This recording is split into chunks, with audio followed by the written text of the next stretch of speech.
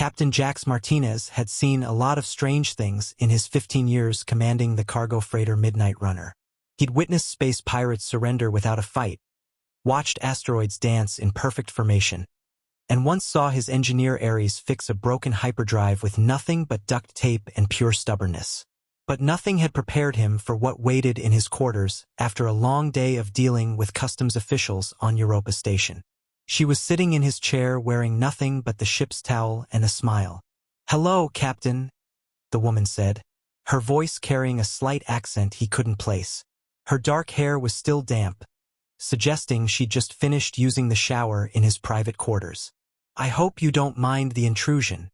Jack stood frozen in his doorway, his hands still on the control panel. His brain struggled to process what he was seeing. The woman was beautiful, certainly, with striking features and eyes that seemed to change color in the dim lighting of his cabin. But more importantly, she was a complete stranger on his ship, which had been sealed and secured for the past 3 days while docked at Europa Station. "Who are you?" he managed to ask, his hands slowly moving toward the comm panel on his belt. "And how did you get on my ship?" The woman's smile widened. "My name is Anya. As for how I got here, well, that's a bit complicated." She shifted slightly in the chair, and Jax forced himself to look at her face instead of noticing how the towel barely covered her. "I was hoping we could talk before you called security." "Talk?" Jax's voice cracked slightly. He cleared his throat and tried again. "Lady, I don't know who you are or what kind of game you're playing, but this is my ship. You're trespassing." "I know," Anya said, her expression becoming more serious. "And I wouldn't be here if it wasn't important. Life or death important." Something in her tone made Jax pause. He'd spent enough time in the outer colonies to recognize when someone was genuinely desperate. Still, he kept his hand near his comm unit. "Okay, you've got 5 minutes to explain yourself before I call station security." Anya nodded gratefully. "Thank you. First, I should probably get dressed." She stood up, still holding the towel around herself. "My clothes are in your bathroom. I had to wash them after." She trailed off, looking uncomfortable. "After what?" "After I had to swim through the station's waste recycling system to get to your ship's docking port." Jax blinked. "You what?" "It's the only way I could get aboard without being detected. The people chasing me have access to all the official channels. They would have caught me if I tried to board normally." "People are chasing you?" Jax was beginning to think he'd wandered into someone else's nightmare. "What kind of people?" "The kind who work for Erebus Corporation," Anya said quietly. The name hit Jax like a punch to the gut. Everyone in the shipping business knew about Erebus Corporation. They were one of the largest freight companies in the outer system, with a reputation for being ruthless with their competition. More than a few independent captains had found themselves blacklisted or worse after crossing Erebus. "Erebus wants you?" Jax asked. "Why?" "Because I used to work for them," Anya said. "And because I know something they don't want getting out." Before Jax could respond, his comm unit chirped. He glanced at the display and saw it was his first officer, Kira. "Captain," Kira's voice came through the speaker. "We've got a problem. Station security just showed up at our docking port. They're asking permission to search the ship." Jax looked at Anya, who had gone pale. "What kind of search?" he asked into the comm. "The official kind," Kira replied. "They've got a warrant and everything. They're looking for someone." "Tell them I'll be right there," Jax said. He clicked off the comm and looked at Anya. "I'm guessing they're looking for you." Anya nodded. "They'll have fake documents. They're very good at making things look official." Jax ran a hand through his hair. He had a choice to make, and he had to make it fast. He could turn Anya over to security and wash his hands of whatever trouble she was in. It would be the smart thing to do, the safe thing. But something about her story rang true, and he'd never liked bullies. "Get dressed," he said finally. "Quickly." "You're going to help me?" "I'm going to hear you out," Jax corrected. "But first, we need to deal with security. Can you hide?" Anya smiled, and for the first time since he'd walked into his quarters, Jax saw genuine warmth in her expression. "I'm very good at hiding." 5 minutes later, Jax was standing in the cargo bay facing 3 men in security uniforms. They looked official enough, but something about them bothered him. Maybe it was the way they moved, too coordinated for regular station security. Or maybe it was the fact that their leader, a tall man with cold gray eyes, seemed more interested in intimidating than investigating. "Captain Martinez," the man said. "I'm Inspector Vesper. We have reason to believe you may be harboring a dangerous fugitive." "Dangerous fugitive?" Jax tried to look surprised. "What kind of fugitive?" "A corporate thief," Vesper replied. "Someone who stole valuable information from Erebus Corporation. We have reliable intelligence that she may have stowed away on your ship." "She?" Jax raised an eyebrow. "You're looking for a woman?" "That's correct. Her name is Anya Volkov. She's approximately 5 feet 6 inches tall, dark hair, in her late 20s. Have you seen anyone matching that description?" Jax shook his head. "No, but I've been off the ship most of the day. You should ask my crew." He turned to Kira, who was standing nearby with Ares, the ship's engineer. "Kira, have you seen any strange women on the ship?" Kira was a good first officer, which meant she could lie with a straight face when necessary. "No, Captain. Just the usual crew. Why would someone stow away on a cargo freighter anyway? We're not exactly a luxury liner." Vesper's eyes narrowed. "Nevertheless, we need to search the ship." "Of course," Jax said. "But I'll need to see some proper identification first. And I'll want to contact the station commander to verify your authority." "That won't be necessary," Vesper said quickly. "We're operating under special circumstances." "Special circumstances or not, this is still my ship," Jax replied firmly. "I'm not letting anyone search it without proper authorization." The tension in the cargo bay was thick enough to cut with a knife. Jax could see Ares slowly moving toward the tool cabinet where he kept a plasma cutter. Kira had her hand resting casually on her sidearm. The 3 security men were trying to look official, but Jax could see them getting ready for trouble. "Captain," Vesper said, his voice taking on a threatening tone, "I strongly advise you to cooperate. Erebus Corporation has a long memory, and they don't forget people who interfere with their business." "Is that a threat?" Jax asked. "It's a fact." Before anyone could respond, the lights in the cargo bay flickered and went out. Emergency lighting kicked in a second later, bathing everything in a red glow. In the confusion, Jax heard the sound of a scuffle, then a sharp crack that might have been a stun baton discharging. When the lights came back on, 2 of the security men were unconscious on the floor. The third, Vesper, was standing with his hands raised while a small woman in a maintenance jumpsuit held a stunner to his neck. "Hello, boys," the woman said cheerfully. "Miss me?" Took Jax a moment to recognize her. Anya looked completely different in the jumpsuit, with her hair tied back and her face smudged with grease. She could have been any of the dozens of maintenance workers who crawled through the station's service tunnels. "You're good," Jax admitted. 7 years of corporate espionage training, Anya replied. "Though I prefer to think of it as advanced hide and seek." Vesper glared at her. "You can't run forever, Anya. Erebus will find you." "Maybe," Anya said, "but not today." She looked at Jax. "Captain, I need to ask you a favor. A big one." "What kind of favor?" "I need transport to the Lyra system. There's someone there who can help me get this information to the right people." Jax looked around the cargo bay. 2 unconscious men, one at gunpoint, and his crew looking to him for orders. This was exactly the kind of situation he'd spent his career trying to avoid. "What kind of information are we talking about?" he asked. Anya reached into her jumpsuit and pulled out a small data chip. "Proof that Erebus Corporation has been deliberately sabotaging their competitors' ships, causing accidents, killing people." The cargo bay went quiet. Jax felt his stomach drop. "How many people?" 17 ships in the past 2 years, Anya said quietly. "Over 200 crew members. They make it look like accidents, but I found the records. The orders came from the top." Jax looked at Vesper, who was trying to maintain his composure despite having a stunner pressed against his neck. "Is that true?" "I don't know what you're talking about," Vesper said, but his voice lacked conviction. He knows, Anya said. He's not really station security. He's Erebus's head of security. His real name is Marcus Vesper, and he's the one who's been covering up the murders.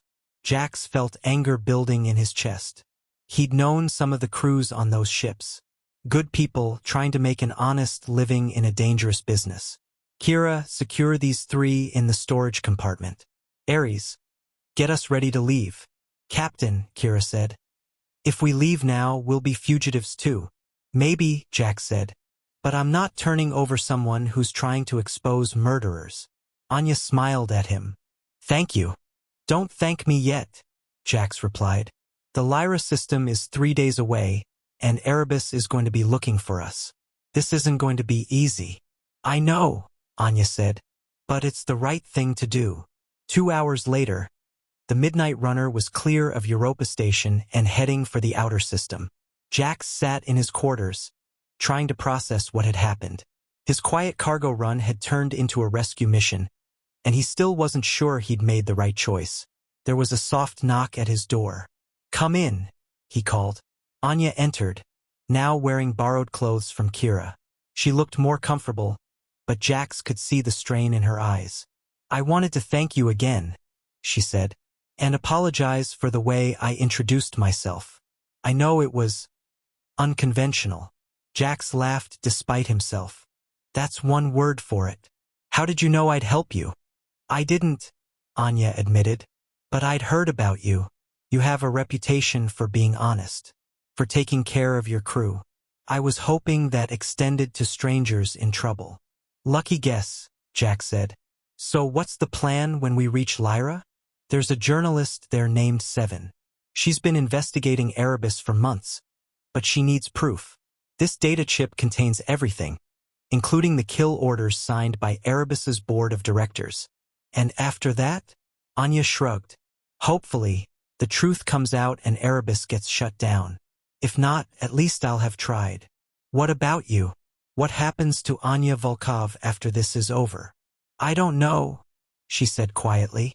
I've been running for so long. I'm not sure I remember how to do anything else. Jax studied her face. Behind the determination and the fear, he could see something else. Exhaustion, loneliness, the weight of carrying terrible knowledge all by herself. You know, he said carefully, I could use someone with your skills on my crew. Someone who knows the corporate side of the shipping business. Anya looked surprised. You'd trust me? After everything that's happened. You risked your life to expose murderers, Jax said.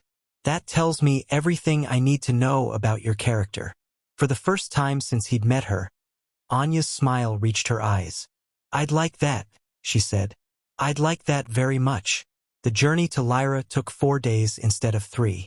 Erebus ships were patrolling the normal trade routes, forcing Jax to take a longer path through the asteroid fields. It was dangerous flying, but Ares proved once again why he was the best engineer in the outer system, keeping the ship running smoothly despite the constant course changes. On the 4th day, they finally reached Lyra Station. It was a small outpost, barely more than a way station for ships traveling between the outer colonies. But it was independent, which meant Erebus couldn't control the information flow. Seven turned out to be a middle-aged woman with sharp eyes and a reputation for fearless reporting. She met them in a small cafe near the station's communications center, and Jax could see her excitement when Anya handed over the data chip. This is incredible, Seven said, scanning through the files on her portable reader. Do you know what this means? It means a lot of families are going to get justice, Anya replied. It means more than that, Seven said. This is going to bring down one of the biggest corporations in the outer system. They'll face criminal charges, civil lawsuits, probably complete corporate dissolution. Good, Jax said. When will you publish? I'm transmitting the story to every major news outlet in the system right now, Seven said. By tomorrow morning, everyone will know what Erebus has been doing. As if on cue, Jax's comm unit chirped with an incoming message. He glanced at the display and saw it was from Kira. Captain, Kira's voice was tense. We've got 3 Erebus ships approaching the station. They'll be here in about an hour. Jax looked at Anya. They found us. It doesn't matter, Anya said. The story's already out there. Even if they catch me now, the truth will come out. They're not going to catch you, Jax said firmly. 7. How long do you need to make sure this story gets out? Another 30 minutes should do it, 7 replied. I want to send copies to at least a dozen different news outlets. You've got it, Jax said. He activated his comm. Kira, get the ship ready for departure. We're leaving in 30 minutes. Where are we going? Anya asked. Anywhere but here, Jax replied. At least until this whole thing blows over. 35 minutes later, the Midnight Runner was accelerating away from Lyra Station. Behind them, Jax could see the Erebus ships taking up pursuit positions, but they were too late. The story was already spreading across the system's communication networks. As they jumped to hyperspace, Jax received a message from 7. The story's gone viral, she reported. Erebus stock has crashed, and there are already calls for a system-wide investigation. You did it. Jax looked at Anya, who was standing beside him on the bridge. We did it, he corrected. So what now? Anya asked. Now we wait, Jax said. In a few weeks, when Erebus is finished and their people are in jail, we can go back to normal cargo runs. Normal? Anya raised an eyebrow. After all this excitement? Well, Jax said with a grin. Maybe normal is overrated. Welcome to the crew, Anya. She smiled back at him. Thank you, Captain, for everything. As the Midnight Runner flew through hyperspace, Jax reflected on how much his life had changed in just a few days. He'd gone from a simple cargo captain to a fugitive to a hero, all because a beautiful stranger had been sitting in his chair wearing nothing but a towel and a smile. It wasn't the kind of adventure he'd been looking for, but it was the kind he'd remember for the rest of his life. And as he watched Anya laughing with Kira and Ares, he realized that sometimes the best things in life came when you least expected them. The Midnight Runner continued its journey through the stars, its crew a little larger and a lot more interesting than before. Behind them, the Erebus Corporation was crumbling under the weight of its own crimes. Ahead of them lay new adventures, new challenges, and new possibilities. And in the captain's quarters, there was a new chair, because Jax had decided that the old one belonged to Anya now.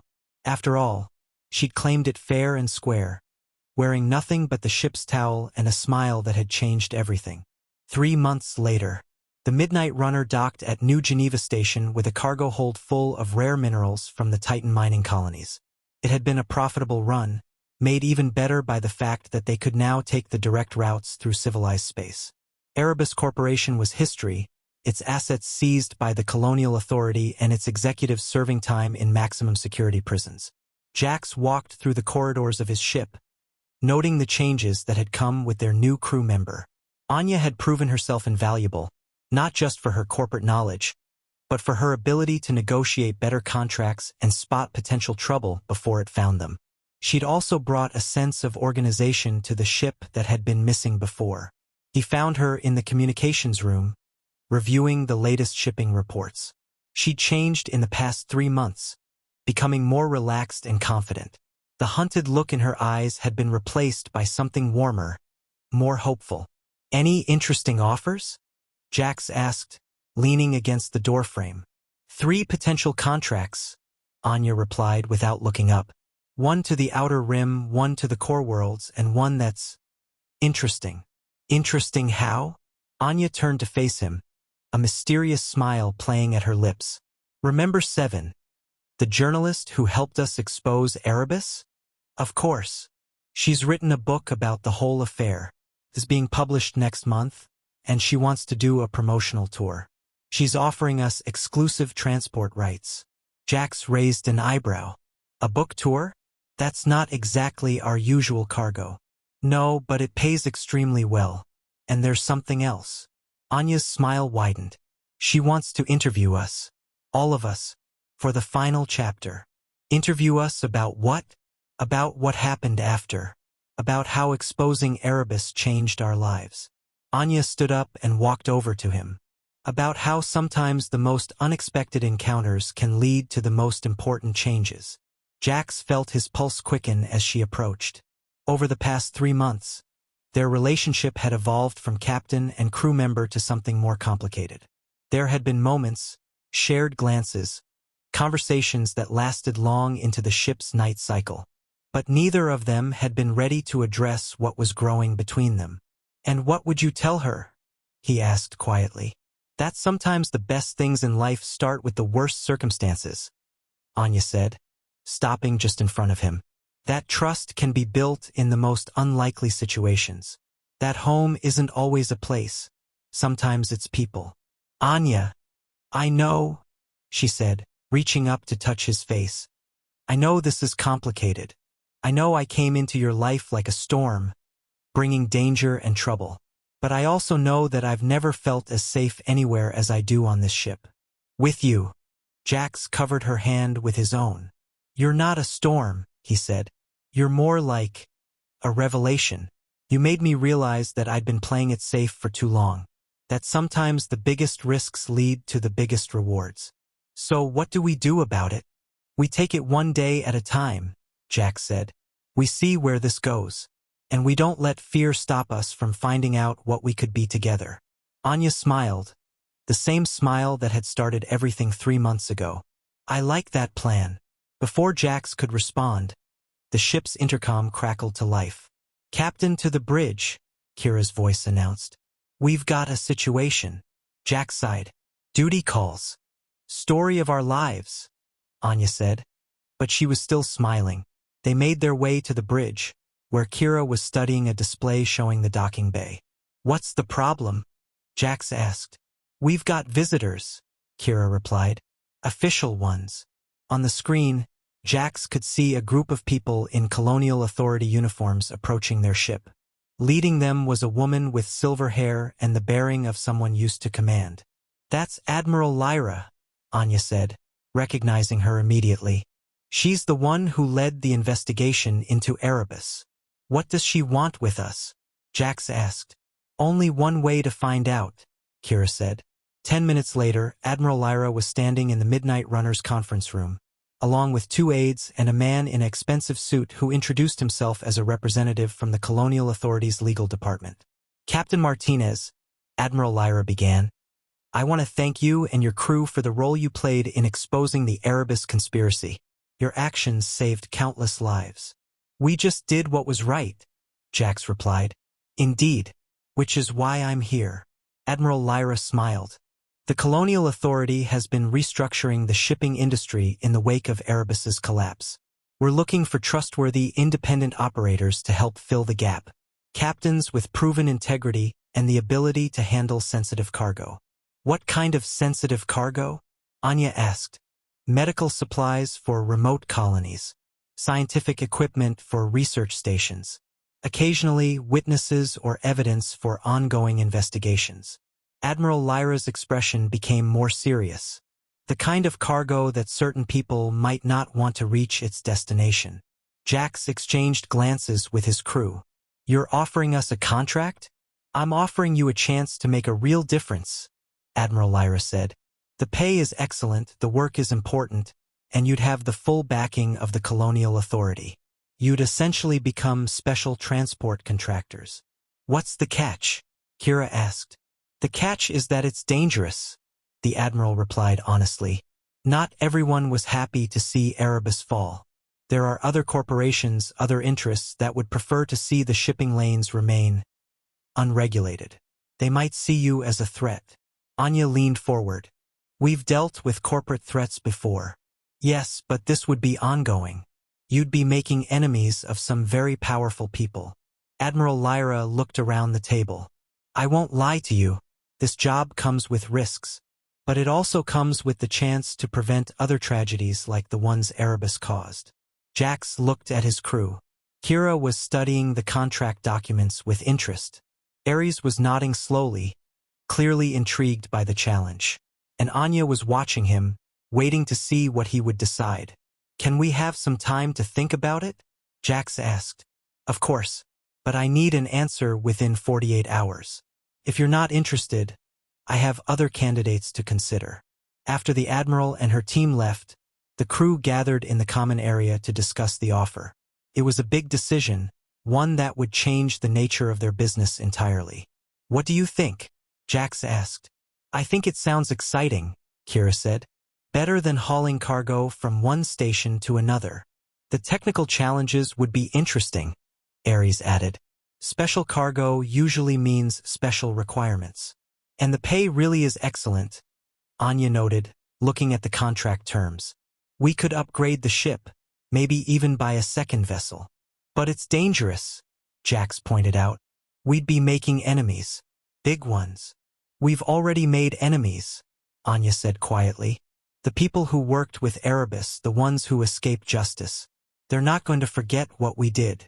So we're already in danger anyway, Kira said. Exactly. At least this way, we'd be in danger while doing something meaningful. Jax considered their arguments.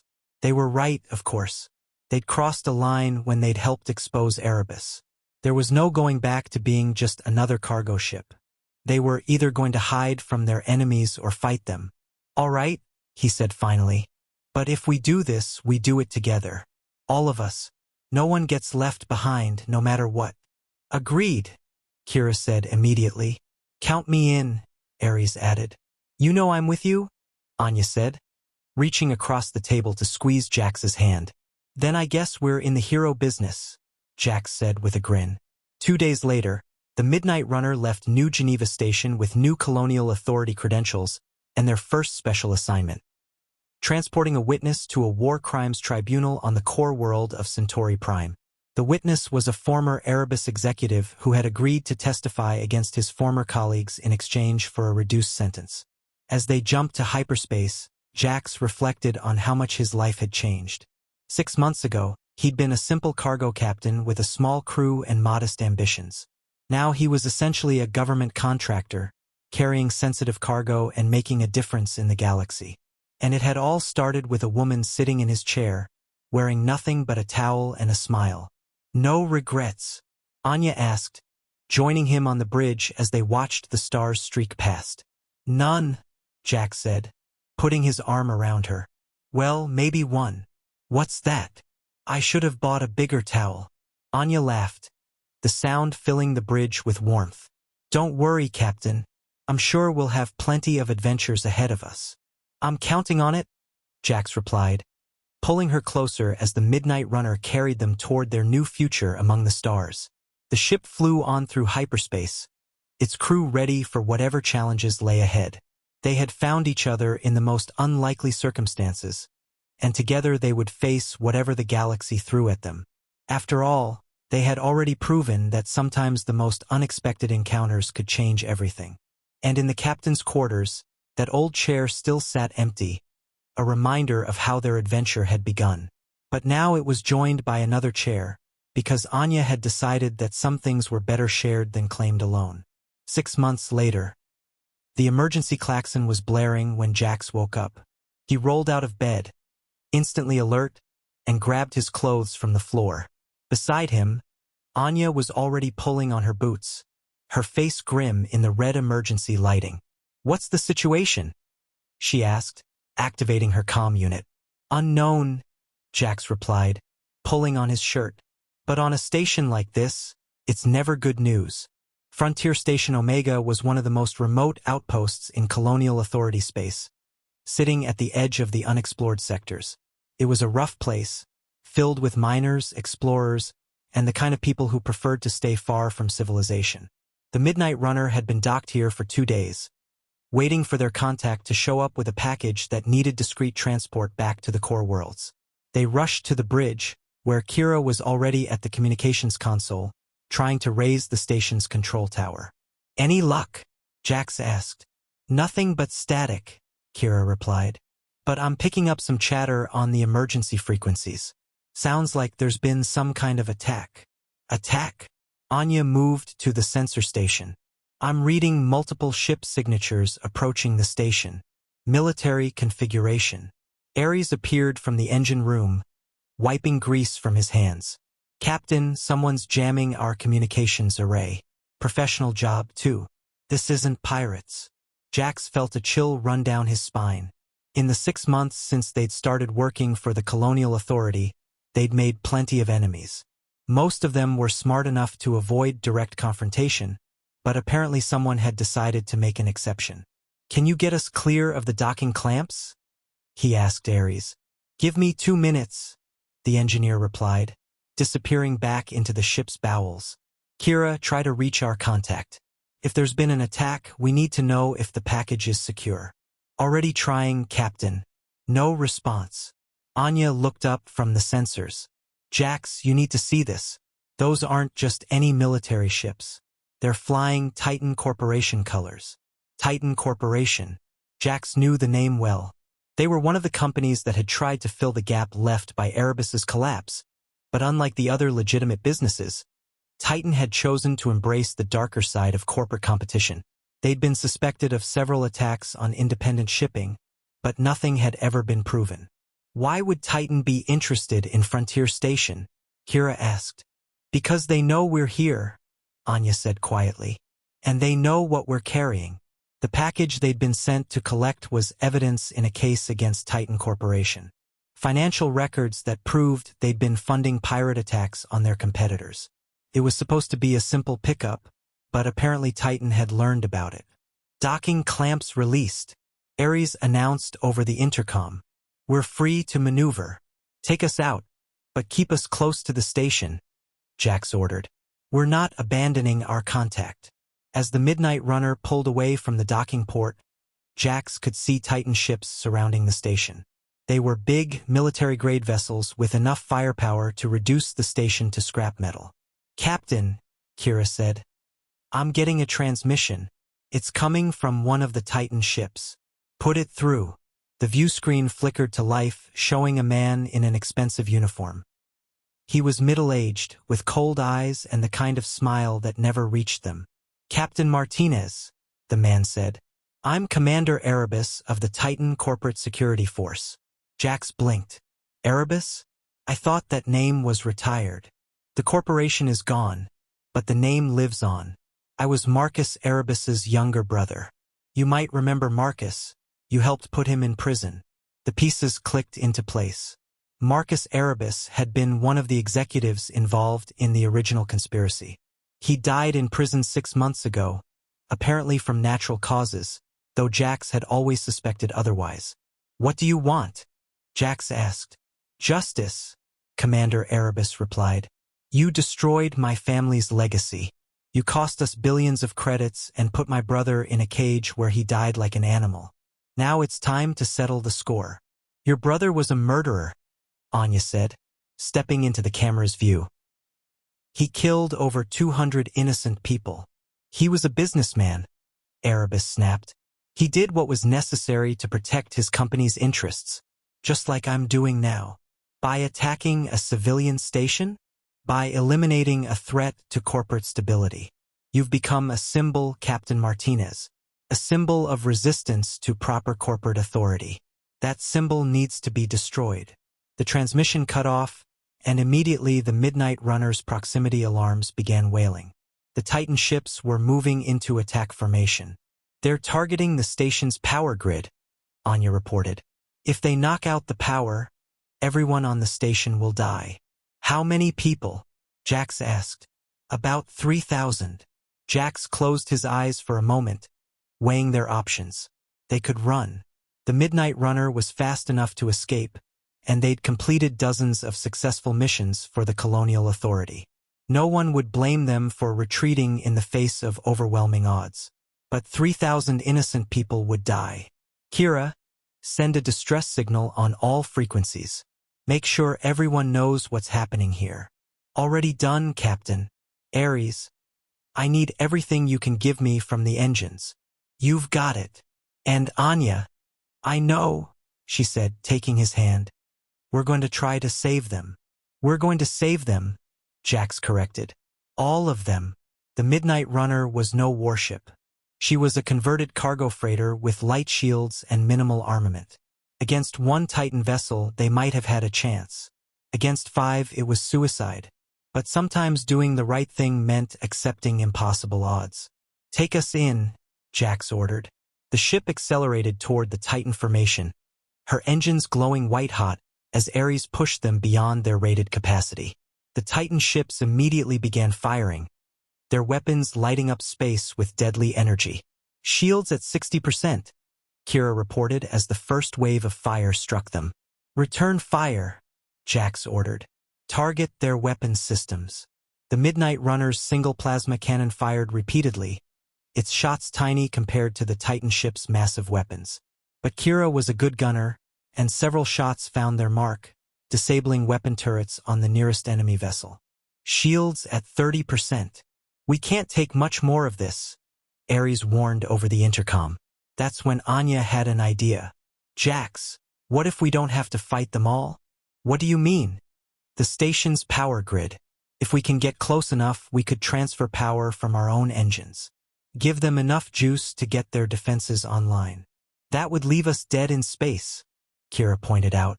"Better than letting 3,000 people die," Anya replied. Jax looked around the bridge at his crew. These people had followed him into danger before, trusted him with their lives. Now he was asking them to do it again with even worse odds. "It's your call, Captain," Kira said. "We're with you either way." "To the end," Ares added from the engine room. "All right," Jax said. "Let's do it." The Midnight Runner changed course, diving toward the station's docking ring. Titan ships followed, their weapons tearing chunks out of the freighter's hull. Sparks flew from damaged consoles, and the smell of burning electronics filled the air. "Shields down," Kira announced. "Hull breach on Deck 3, Ares reported. "Almost there," Jax muttered. Watching the station grow larger on the view screen, they slammed into the docking port with bone-jarring force, the ship's remaining momentum carrying them deep into the station's superstructure. Emergency bulkheads sealed the breach, but Jax could see they were trapped. "Ares, transfer all power to the station's grid," he ordered. "That'll kill our engines completely." "Do it." The Midnight Runner went dark as her power was transferred to the station. But a moment later, the station's lights came back on, and its defensive weapons began firing at the Titan ships. "It worked," Anya shouted. The station's defense grid was old but effective. Heavy plasma cannons and missile launchers engaged the Titan ships, forcing them to break off their attack runs. But Jax knew it was only a temporary reprieve.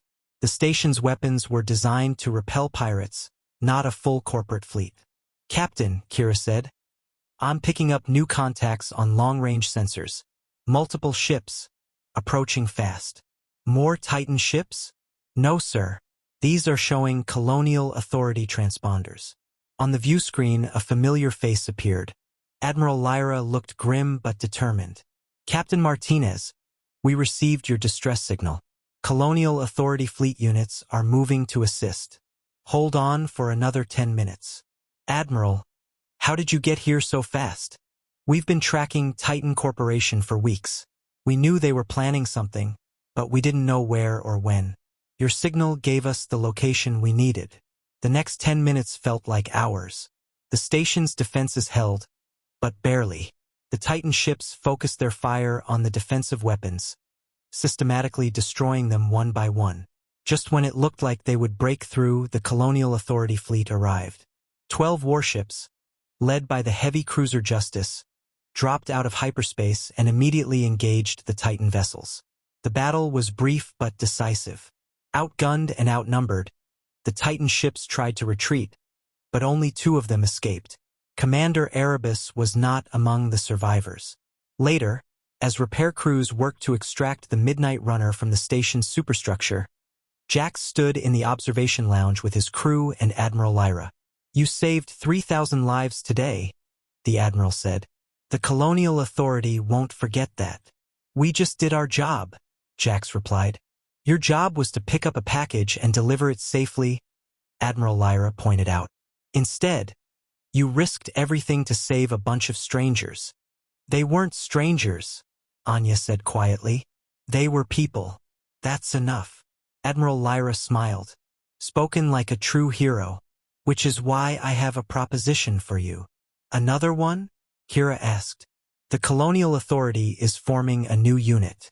an elite group of ships and crews dedicated to protecting civilians and exposing corporate corruption. We want you to lead it. Jax looked at his crew.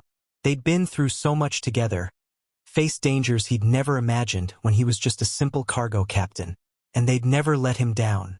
What would that involve? He asked. A new ship, for starters. Something with better armor and weapons. A larger crew. And missions that would take you all over the galaxy, wherever corporate bullies think they can prey on innocent people. It sounds dangerous, Ares observed. It is dangerous, Admiral Lyra agreed. But it's also important. And after what I've seen today, I can't think of anyone better suited for the job. Jax looked out the observation window at the Midnight Runner. She was badly damaged, but she'd served them well. She'd brought them together and carried them through more adventures than he could count. Will we keep the ship? He asked. If you want, though I'd recommend some major upgrades. Then yes, Jax said. We'll take the job. As they shook hands with Admiral Lyra, Anya moved to stand beside Jax. No regrets? She asked, echoing her question from months before. None, he replied, putting his arm around her. Though I have to ask, was this what you had in mind when you first sat in my chair? Anya laughed. Honestly, I was just trying to stay alive. I never imagined it would lead to all this. All this. A new life. A new family. A purpose. She looked around at their friends and colleagues. A home. Speaking of home, Jax said, there's something I've been meaning to ask you. What's that? Jax got down on one knee, pulling a small box from his pocket. The observation lounge went quiet as everyone realized what was happening. Anya Volkov, he said. You came into my life like a force of nature. You've made me braver, made me better, made me want to be worthy of the trust you placed in me that first night. Will you marry me? Anya's eyes filled with tears as she looked down at him. You know, she said, when I was sitting in your chair wearing nothing but a towel, I never imagined it would lead to a marriage proposal. Is that a yes? That's definitely a yes. As Jax slipped the ring onto her finger, their friends erupted in cheers. Even Admiral Lyra was smiling. Well, the Admiral said, I guess we'll need to make arrangements for a wedding. Can't have my new unit commander distracted by planning a ceremony. Thank you, Admiral, Anya said, still staring at her ring. Don't thank me yet, Admiral Lyra replied with a grin. Wait until you see your first assignment. But for now, none of that mattered. They had each other, they had their ship, and they had a future full of possibilities. It had all started with the most unlikely encounter imaginable, and Jax couldn't wait to see where their adventure would take them next. After all, the best stories always began with the most unexpected meetings, and theirs was just getting started.